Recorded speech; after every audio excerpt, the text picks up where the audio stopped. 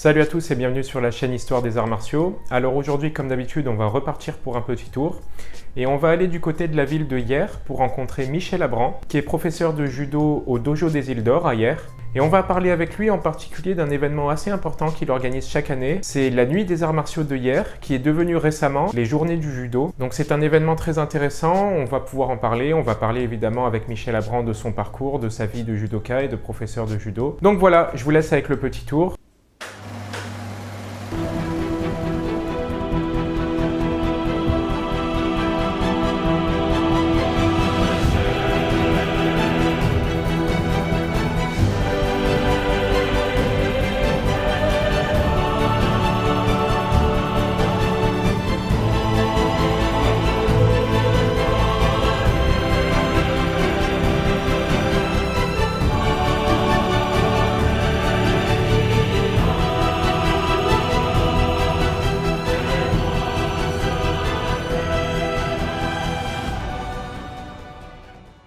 D'abord, pour l'enregistrement, j'aurais besoin que vous donniez votre nom, prénom et date et lieu de naissance, s'il vous plaît. Je m'appelle Michel Abran, je suis né à Hyères le 12 mars 1956. Pour les statistiques, j'aurais besoin du métier de vos parents. Alors mon père était prothésiste dentaire.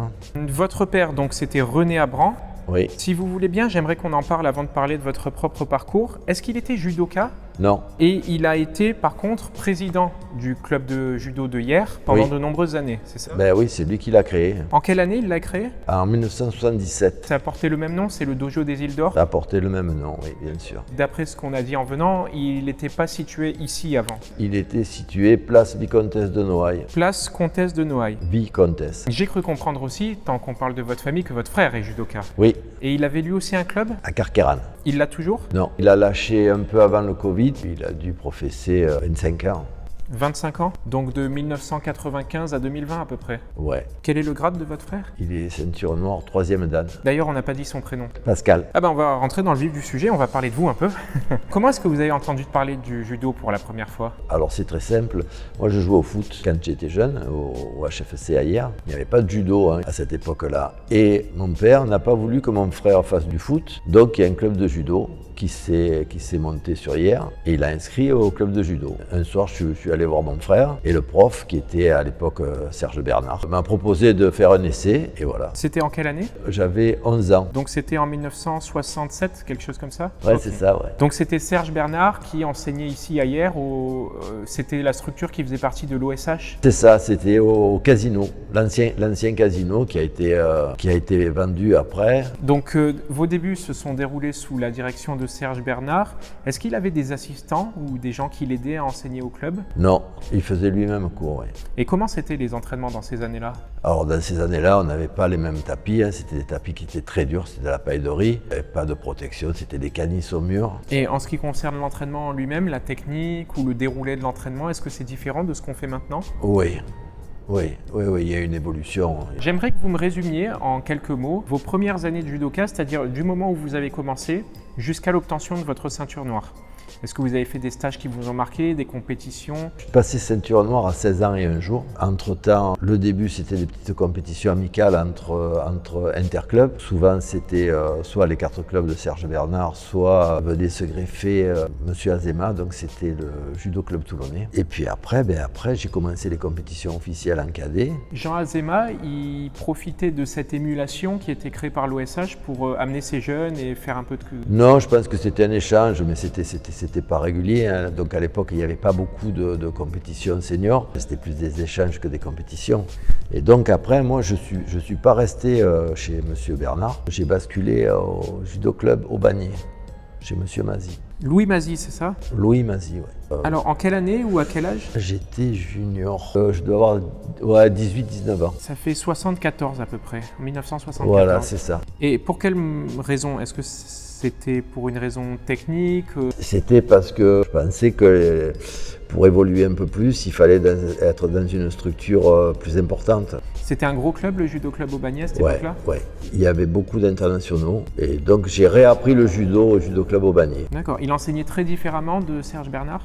Oui. Chaque technique a du bon et chaque technique a ses inconvénients. Mais chez Monsieur Mazy, c'était la rigueur. C'était la rigueur à tous les niveaux. Voilà, il fallait pas arriver en retard, fallait pas... C'était très rigoureux. Sur le tatami, c'était très rigoureux aussi. Moi, je vous dis franchement, quand je suis allé m'entraîner chez lui, donc on me faisait le voyage, je vous dis pas, à l'époque, il n'y avait pas d'autoroute. On se faisait les gorges du Sian, là, enfin, d'Olioul, les gorges d'Olioul, pour arriver à Aubagne. Tous les samedis, je me faisais casser la gueule, quoi. Ouais, donc ils avaient un niveau élevé. Ouais, j'ai failli abandonner le judo, d'ailleurs. À ce point-là? Ouais, à cette époque-là, j'étais deuxième dan. J'étais champion de région, j'étais national, et j'arrivais à Aubagne et je prenais 15 pions dans la séance. Ah oui, c'est vrai qu'au Bagne, du coup, ils devaient faire les compétitions à Marseille. J'étais en train de me demander pourquoi vous les aviez pas rencontrés avant. Mais eux, ils devaient faire les compétitions avec les Marseillais puisqu'ils étaient dans le département des Bouches-du-Rhône. Ouais, mais après on les rencontrait en PACA. Ouais, en PACA. Et en PACA, vous les aviez rencontrés en compétition avant? Vous aviez noté qu'ils étaient assez... Ouais, c'était avec l'ASPTT Marseille, c'était de très gros clubs. C'était les plus gros clubs de la région PACA de l'époque, avec Saint-Laurent-du-Var peut-être qui était... Mais bon, je pense que c'était en dessous, quoi. Et Louis Mazy, est-ce qu'il avait lui-même des assistants, des gens qui l'aidaient à enseigner? Non, sa femme. Vous vous rappelez son prénom, sa femme? Paul.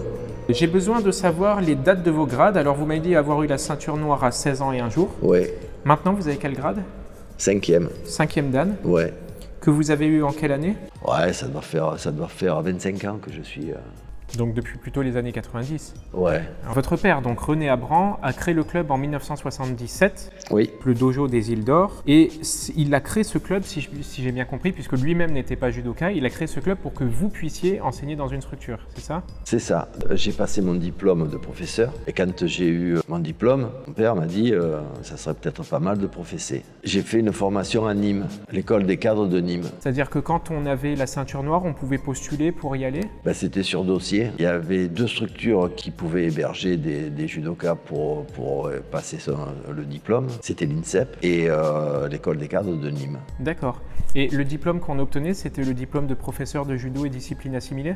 Vous l'avez eu à quel âge? Je l'ai eu en 76. Donc une fois ce diplôme en poche, effectivement, l'année d'après, donc en 77, votre père a ouvert le club ici même à Hyères et vous avez pu commencer à enseigner. C'est ça. Alors racontez-moi un petit peu les débuts de votre enseignement. Pour un jeune professeur qui débute dans une ville où il y a déjà 2 ou 3 dojos historiques, ça doit être pas facile, non? C'est pas évident. Déjà, on pense qu'on va avoir du monde et puis on est un peu déçus. Donc je pense que la première année, on a commencé avec une quarantaine de licenciés. Sur les 40 licenciés, donc il y avait des gens proches et puis il y avait des adultes qui étaient plus vieux que moi. C'est une belle expérience de commencer à professer jeune. Surtout dans ces années-là, ça doit être difficile d'enseigner le judo, qui est un art martial traditionnel, quand même, à des gens qui sont plus âgés. Ça fait bizarre d'avoir un prof plus jeune. Oui. En plus, il y avait... ça regarde que moi, mais je pense qu'il y avait beaucoup plus de respect pour les gens plus âgés, pour les adultes. Moi, j'étais à minot, quoi, et c'était pas évident du tout. Vous aviez à cette époque-là seulement un cours de judo traditionnel ou vous aviez déjà plusieurs formes de cours, judo compétition ou d'autres formes? Quand j'ai ouvert, je savais pas exactement les licenciés que j'allais avoir. Par contre, on a fait de suite de la compétition parce que j'avais des amis de mon âge qui sont venus se licencier chez moi et donc on a pu démarrer de suite à faire de la compétition. Mon père avait créé le dojo et il a eu une idée superbe, lumineuse, c'est de créer la nuit des arts martiaux de la ville de Hyères. Quand on a vu qu'il y avait très peu de monde, judo n'était pas du tout médiatisé. Quand on disait judo, c'était la planchette japonaise parce qu'il y avait eu un feuilleton avec, je me rappelle plus qui Judo c'était. Boy, un truc comme ça. Ouais, je sais plus, mais voilà. Et donc, on a fait la première nuit des arts martiaux la même année. Et cet événement-là, donc c'est votre père qui l'a organisé. Je suppose que ça n'a pas été facile, puisque organiser un événement pareil, lorsqu'il y a déjà 2 ou 3 autres clubs, justement, ça... Alors écoutez, je vais vous faire une confidence. Quand on a fait la nuit des arts martiaux, pour pouvoir se faire connaître un peu plus, on a dit on va donner la recette au cancer. Ça a perduré, on a fait ça pendant plus de 20 ans, on a donné la recette au cancer. Mais la première année, avec nos 40 licenciés, sur la première nuit des arts martiaux, on n'a pas fait de recette. Pour pas perdre la face, c'est le club qui a fait un petit chèque de sa poche pour donner au cancer. D'accord. Et après, pour la grande histoire, c'est qu'on a donné... On a donné beaucoup d'argent au cancer sur les années qui se sont succédées. Je vous ai mis de côté. On a fait un livre aussi. On a fait faire un livre aussi en partenariat avec Varmatin. Hein, et ce livre, il a été édité à 5000 exemplaires. Il a été vendu et les bénéfices aussi sont repartis au cancer. Et comme on faisait vraiment des recettes, on a fait aussi un don important au scanner de hier, quand le scanner s'est implanté. Au moment où votre père a initié cette nuit des arts martiaux, je suppose qu'au début, il n'y avait que du judo dans la nuit des arts martiaux et petit à petit, il a ajouté des arts martiaux? Alors non, quand on a commencé la nuit des arts martiaux, comme je vous ai dit tout à l'heure, quand on a monté la salle, on avait 3 disciplines. Le judo, nous, et puis il fallait arriver à louer la salle et à joindre les deux bouts, donc une section karaté et une section aïkido. Donc pour la nuit des arts martiaux, on représentait les 3 disciplines puisqu'on les avait dans l'association. Et qui enseignait le karaté et l'aïkido? Alors l'aïkido c'était, alors je ne me rappelle plus son nom, René, il a un nom compliqué, je peux le retrouver. Et le karaté, le premier prof de karaté qu'on a eu, c'est Michel Graille. Quand vous avez commencé à enseigner en 1977, je suppose que vos cours n'étaient pas exactement comme ils sont de nos jours. Vous avez dû faire évoluer votre enseignement. Bien sûr. Est-ce qu'il y a des choses que vous faisiez avant que vous ne faites plus maintenant, ou inversement des choses que vous avez eu envie de faire et ce n'était pas encore possible à l'époque? Franchement, je vais vous dire, franchement, je sortais de l'école des cadres, donc on était formatés. Plus ou moins. Comme on me l'avait appris, je préparais mes cours avec mes tranches d'âge et je me suis aperçu que tout ce qu'on avait appris, même si on avait fait des cours un petit peu comme ça dans le cadre de la formation, tout n'était pas réalisable parfaitement. Donc à l'heure d'aujourd'hui, je ne fais plus de préparation de cours. Oui, bon, avec l'expérience c'est normal, mais c'est intéressant parce que c'est un élément que d'autres professeurs m'ont aussi dit, qui ont été à l'école des cadres ou qui ont été formés par la fédération. Ils m'ont dit, on nous apprenait des trucs, une fois arrivé au dojo, c'est la différence entre la théorie et la pratique en réalité. Tout à fait. Après, quand on apprend les trucs, on met toujours des situations plus ou moins idéales. Donc on vous dit, prendre un exemple, voilà, vous avez un cours de 8-10 ans, niveau ceinture verte, donc déjà, dans quel club vous allez avoir des 8-10 ans, tous ceinture verte, tous ceinture orange? Donc ça n'existe pas, ça. D'ailleurs, à cette époque-là, ils publiaient les cahiers pédagogiques de la fédération par niveau, justement. C'est ça. Donc il y a eu une adaptation à faire. Vous avez reproduit ce que faisaient monsieur Serge Bernard et Louis Mazy? Pas tout à fait. Pas tout à fait. Je m'en suis inspiré, mais après, j'ai fait l'enseignement à ma sauce à moi. Est-ce que vous aviez beaucoup d'enfants par rapport aux adultes au début? Alors oui. Là, maintenant, on est beaucoup plus structuré. On a beaucoup plus d'heures de cours, même si à l'époque, on avait plus tendance à avoir des cours chargés parce qu'il y avait des différences d'âge et des différences de niveau. À l'époque où j'ai commencé, moi, le judo, les enfants, c'était 6 ans, 7 ans. Commencer le judo. Maintenant, ils commencent à 3 ans, le judo. Donc, on ne peut pas mélanger les enfants de 3 ans et les enfants de 5 ans. Ils ont le double d'âge, déjà. Non, après, il y a eu une évolution aussi là-dessus. Donc, il y a eu à la fois une structuration avec séparation des créneaux horaires en fonction des différences d'âge. Oui. Et aussi un élargissement des zones de cours, c'est-à-dire que maintenant vous n'avez plus un seul cours ou 2, vous avez 5 ou 6 cours différents, que dans le judo je parle. C'est ça. Est-ce que vous avez aussi des cours de jiu-jitsu ou de self-défense? Alors, les cours de jiu-jitsu, on en a eu fait. On a monté les sections que de jiu-jitsu enfant et jiu-jitsu adulte. Ça a correspondu à une certaine époque. Et puis après, on s'est aperçu que sur les sports dits théoriques et où il y a moins de compétition, c'était difficile de garder les enfants, les adultes. Enfin, pour nous, je pense.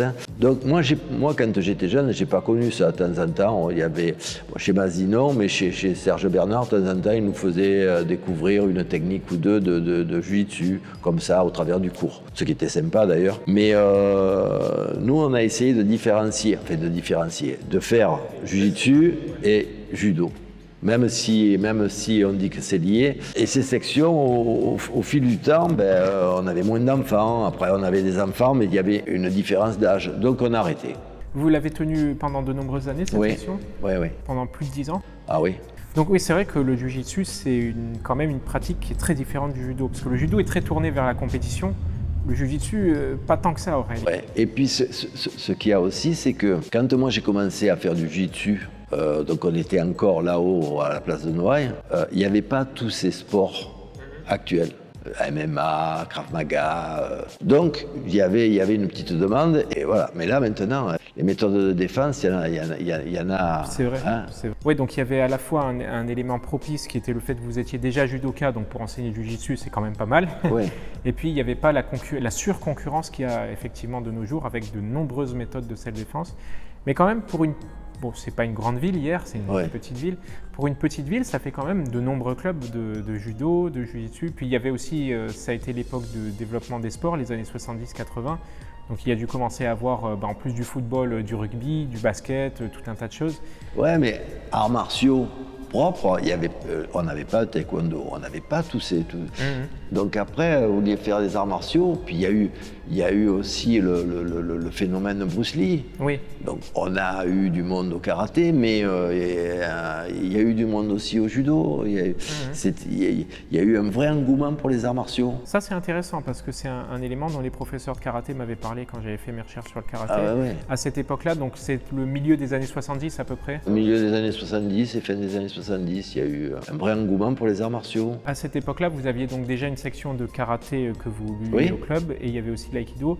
Est-ce que vous avez vu le prof de karaté avoir de nombreux élèves grâce à ça? Il y a eu un apport de licence énorme, mais le problème c'est que ça reste du cinéma. Donc quand les licenciés, enfin les gens sont venus faire des arts martiaux, ils se sont aperçus que c'était pas comme dans les films, quoi. Et qu'on repartait des fois avec des bosses un peu râpées. Donc ça a moins plu, ça. Et donc il y a eu une élimination assez rapide. L'égrenage naturel. Voilà, la filtration s'est faite rapidement, quoi. À partir des années 80, vous aviez donc déjà une méthode bien en place, je suppose, puisque en général, les professeurs, au bout de 2-3 ans, ils savent enseigner, ils n'ont plus besoin ni de préparer les cours, ni... Ah ben quand c'est la meilleure façon, c'est le tas. Hein. Ouais, c'est ça. Est-ce que vous aviez une bonne équipe de compétiteurs ou est-ce que vous étiez très actif en compétition avec les jeunes ou... On a toujours eu une équipe bonne, oui. On a toujours eu des compétiteurs avec des individualités qui ont toujours marché, au moins au niveau régional. C'était encore assez rare les compétitions féminines ou c'était encore peu développé? Ça a commencé, sur le tard tout est relatif, hein, mais c'est vrai que moi j'ai eu une élève qui est partie dans le premier sport-études féminin, Valérie Jen-Yen-Song. C'était à Poitiers, ils ont fait un premier sport-études. Et est-ce que vous étiez en concurrence ou en lien avec le pôle à Saint-Laurent-du-Var ou au contraire avec le pôle qui était à Marseille? Celui de Nice, ça a été le premier. Non, on n'est pas en concurrence, au contraire, c'est des outils qui sont... Vous étiez plutôt en lien avec eux, c'est-à-dire envoyer des jeunes pour qu'ils puissent continuer là-bas, ce genre de choses, ça s'est fait? Oui, après, de toute façon, moi j'ai eu des jeunes qui sont allés sur Saint-Laurent-du-Var, il y en a d'autres qui sont allés sur Marseille, et j'en ai toujours un ou deux. Là, j'en ai une qui est au Pôle France à Marseille en ce moment, mais après, ils sont restés licenciés chez nous, donc il n'y a pas... Comment ça se passe pour un professeur quand son élève va au Pôle France ou au Pôle Espoir? Est-ce que le professeur garde vraiment contact? Parce que j'ai cru comprendre que c'était quand même difficile. Non, c'est pas difficile si un, vous vous déplacez sur les pôles régulièrement, et deux, si vous arrivez à trouver un espace-temps ou un espace-cours pour avoir encore un cours avec votre élève. Mais c'est sûr que si vous n'avez pas ces deux critères-là, c'est impossible. Et souvent, ce qui se passe, c'est qu'il y a bien sûr des clubs qui sont représentés sur les tatamis des structures. Souvent, l'élève bascule sur le club local parce qu'il n'y a pas assez de lien peut-être avec le club d'origine. Mais après, moi, tous mes élèves qui sont partis en structure, je les ai suivis, je me suis déplacé dans les structures pour voir l'évolution et c'est tout à fait normal, quoi. Je mettais des cours supplémentaires pour pouvoir les inclure dans un cours pour voir aussi l'évolution. Et vous pensez que le rôle du professeur, c'est d'être en lien avec on va dire le dirigeant du pôle, le professeur en place sur le pôle? Bien sûr, absolument, à 100%. Il me faudrait savoir votre nombre moyen d'inscrits à l'année. Ça a été dur, on a toujours monté jusqu'au jour où on s'est retrouvé donc de 40, on s'est retrouvé à plus de 260. Toutes sections comprises? Judo, simplement. Simplement judo? Oui, je vous parle simplement judo, parce que les autres sections, après, on s'est dissocié des autres sections au fur et à mesure du temps. Le nombre de 260, vous l'avez atteint vers quelles années? 80, 90, 2000? C'était les années Douillet. Douillet, donc fin 90, début 2000. Voilà, donc là où le judo a été médiatisé, on voyait à la télé, Thierry Rey faisait les commentaires et retransmettait, enfin Canal+ retransmettait des compétitions de judo à la télé. Dès qu'on est devenu médiatique, nous faisant passer ces champions chez nous, on a eu les retombées, quoi. Et la nuit des arts martiaux qui était continuellement organisée permettait aussi de mettre la lumière sur le club et de faire venir un peu de gens? Tout à fait. Est-ce qu'il y a eu une retombée à un moment? Je sais qu'au début des années 2000, vers 2006-2007, ça a été un peu plus dur après. Alors il y a eu une retombée, ouais, effectivement, dans ces eaux-là, il y a eu une retombée. On est retombé en dessous de la barre des 200. Alors, est-ce que vous avez pratiqué d'autres arts martiaux que le judo vous-même? Alors écoutez, non. Là, quand on a commencé la salle en 77, donc moi c'était un pote à moi qui était venu faire le prof de karaté, et donc je suis allé 3-4 fois faire du karaté, mais ça m'a pas été conquis. Et l'aïkido, le jujitsu? J'ai pas essayé. Non, jujitsu, oui, j'en ai fait. J'ai fait des stages, j'ai fait pour enseigner. Après c'est plus moi qui l'enseignais. Est-ce que vous pensez que les professeurs de judo doivent forcément connaître le jujitsu ou pas du tout? Ben écoutez, je pense que oui, à une certaine dose. Après, le professeur, oui. Après, les élèves, celui qui se tourne vers la compétition, moi, je ne vois pas un David Douillet ou un Jamel Bourras avoir fait du jujitsu. Je pense pas qu'ils aient fait ça, quoi. Mais après, un judoka, oui. Après, il y a certains examens où, pour le premier dan, maintenant, on vous demande des situations de jujitsu. Donc, si vous ne les connaissez pas, si vous êtes prof et que vous présentez des premiers dan et que vous n'avez pas de base de jujitsu, ça va être un peu compliqué.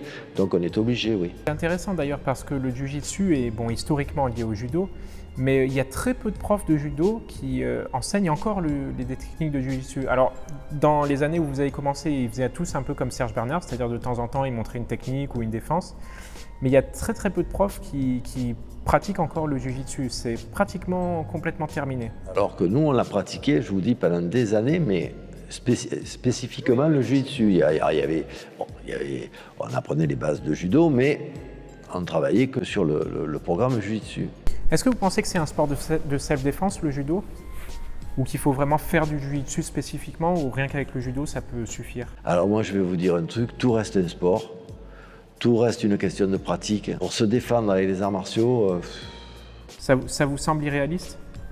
Si, il y a des gens qui vont se défendre avec les arts martiaux, mais qui en font 10 heures par semaine, et ça fait 30 ans qu'ils en font. Oui, donc Après, ça dépend de votre caractère aussi. Hein. Ça dépend plus de la personne que de la pratique elle-même. Ouais, vous avez 30 ans d'arts martiaux, vous êtes émotif, et vous perdez vos moyens sur une situation, hein, donc ça va pas vous servir à grand-chose si vous êtes émotif. Quels objectifs on peut atteindre avec la pratique du judo? Disons qu'un jeune homme ou une jeune femme s'inscrivent en club. À part les objectifs de compétition qu'on peut comprendre, quels objectifs on peut lui faire atteindre? Qu'est-ce qu'ils recherchent d'après vous les jeunes qui viennent s'inscrire? Je pense qu'il y a plusieurs choses. Pour revenir au début de votre question, là, à l'heure d'aujourd'hui, il y a 3 sports qui sont d'utilité publique: la natation, la gymnastique et le judo. Donc le judo, c'est un sport complet. Et en plus d'être complet physiquement, c'est un sport, entre parenthèses, intelligent. De temps en temps, il faut réfléchir. Il faut pas toujours... Qu'est-ce qu'un jeune va trouver dans le judo? Il va trouver un sport où il va pouvoir se dépenser complètement, si bien debout qu'au sol. Il va pouvoir s'amuser très rapidement. Dès qu'on va lui apprendre un petit peu à chuter, à contrôler sa roulade, à contrôler son partenaire, il va pouvoir s'amuser rapidement. Il va pouvoir évoluer. Son évolution, elle va être visuelle, puisqu'on va lui faire passer des ceintures. Son but, c'est peut-être d'être ceinture noire. Son but, peut-être, c'est de continuer au-delà. Après, il y a ceux qui ne veulent pas faire de la compétition, et on peut les orienter sur toutes les parties techniques et les katas. L'éventail est large, quoi. Oui, il y a beaucoup de choses à apprendre, effectivement. Alors c'est intéressant, vous avez parlé de la ceinture noire. J'ai l'impression que pour les jeunes, encore de nos jours, la ceinture noire représente quand même encore quelque chose. C'est un symbole fort, la ceinture noire. Oui, c'est un symbole fort.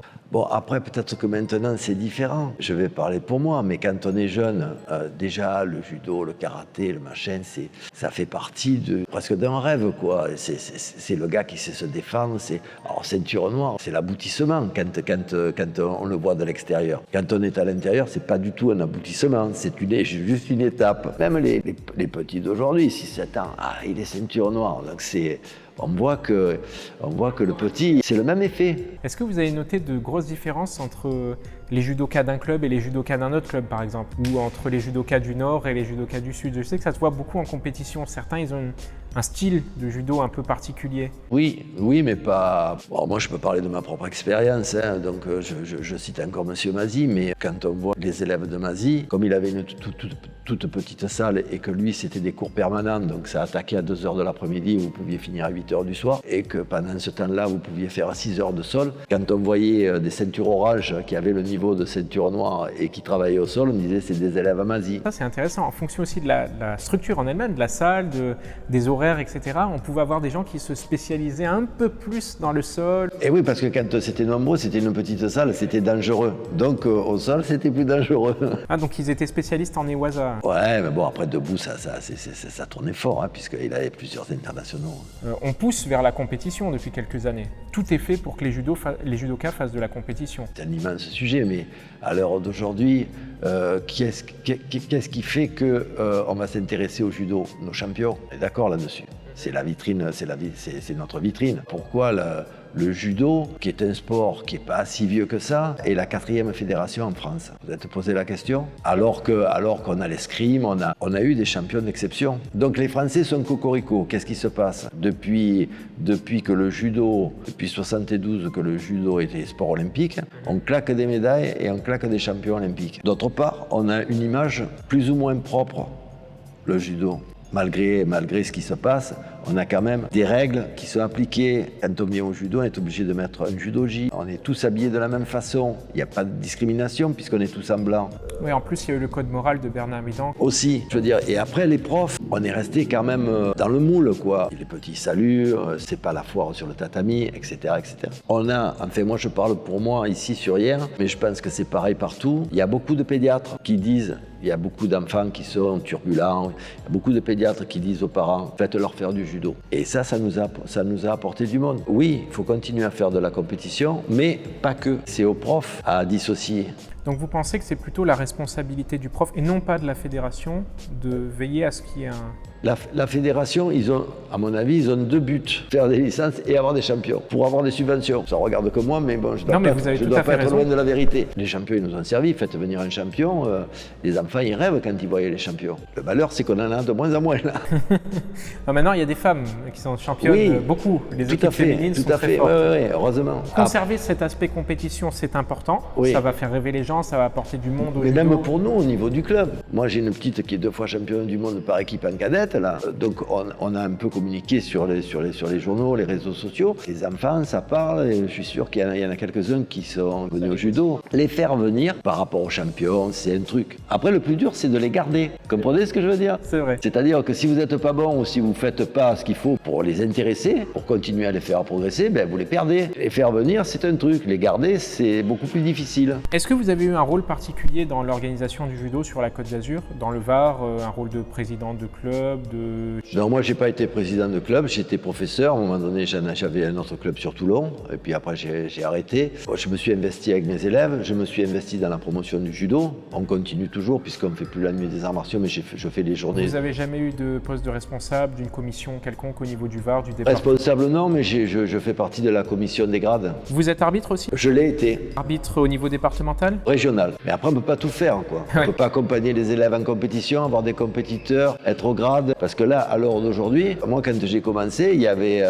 je schématise, hein, il y avait 10 compétitions. Maintenant, il y en a 100. Ouais. Il y a des fois, il y a 3 compétitions par week-end. Là, le week-end prochain, j'ai 3 élèves à Clermont, j'en ai 3 à Gap. On ne peut pas se partager en 12. Donc, si vous n'avez pas une structure, si vous n'êtes pas plusieurs, si vous ne pouvez pas couvrir non plus les compétitions, ben, vous perdez aussi les compétiteurs. Alors, on n'a pas beaucoup parlé justement de votre parcours de compétiteur, mais Serge Bernard m'a dit que vous aviez été champion, mais non pas à la FFJDA, mais quand vous étiez jeune, vous participiez aussi aux compétitions UFOLEP?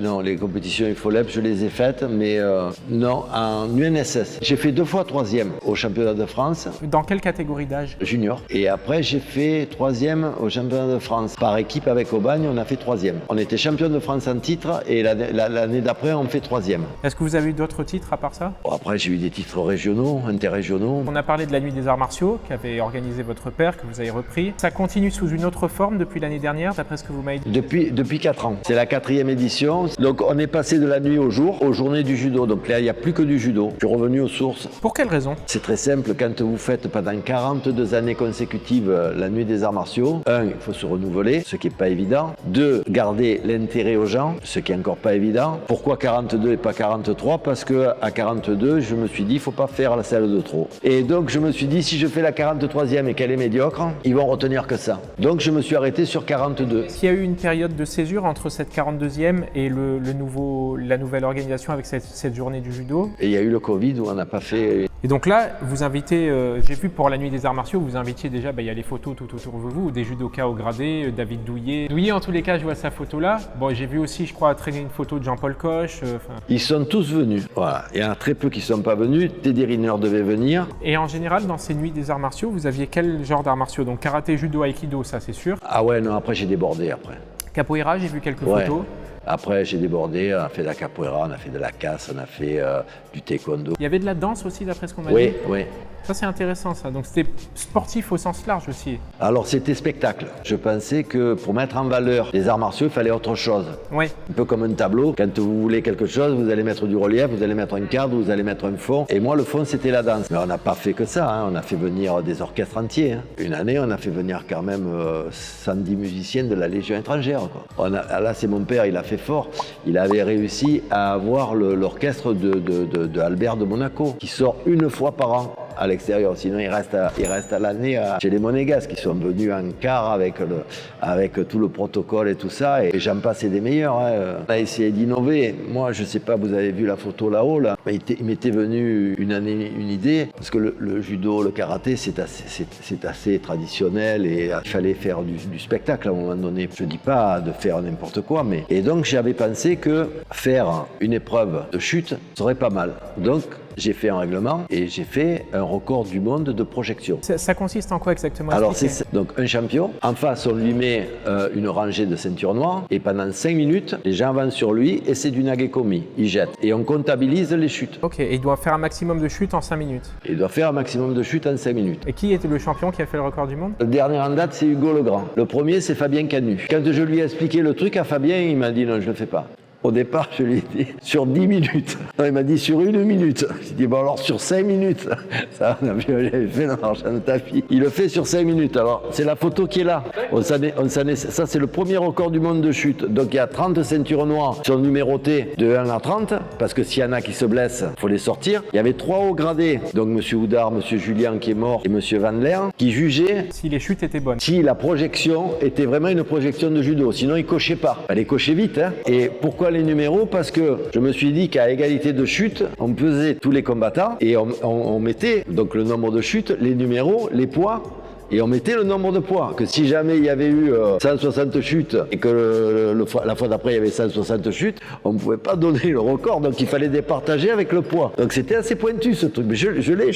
Le pire, c'est qu'on l'a soumis au Guinness Book et il y est. Alors après, c'est Praderol qui a eu le record. Plus voulu le faire par rapport à lui, parce que j'étais vraiment pote avec lui, avec Philippe. On est resté presque 10 ans sans le faire et on l'a refait avec l'Arbi Ben Boudaoud, qu'il avait pulvérisé. Après, c'est Darbelé qui a voulu le faire, il a pas réussi, Benjamin. Et après, c'est Hugo Legrand qui l'a. Mais j'avais dit, Hugo, entraîne-toi parce que c'est pas facile. Et donc, c'était pour la petite histoire. Mais on a innové sur pas mal de choses. Hein. On a fait des tournois. Et là, il y a des Russes, des Japonais, on a eu pas mal de monde. S'il y a une idée, un conseil ou un mot que vous aimeriez transmettre aux judokas de la prochaine génération qui pratiqueront le judo dans 50 ou 100 ans, qu'est-ce que ce serait? Le judo, ça a été mon sport, ma passion, et j'ai vécu de ma passion. Car aujourd'hui, je vis du judo. Donc, moi, si j'avais un truc à dire aux jeunes, c'est faites du judo pour le judo, et surtout, ne vous découragez pas, parce que c'est un sport qui est difficile, mais qui donne tellement de plaisir. Merci beaucoup pour votre temps. C'est moi qui vous remercie.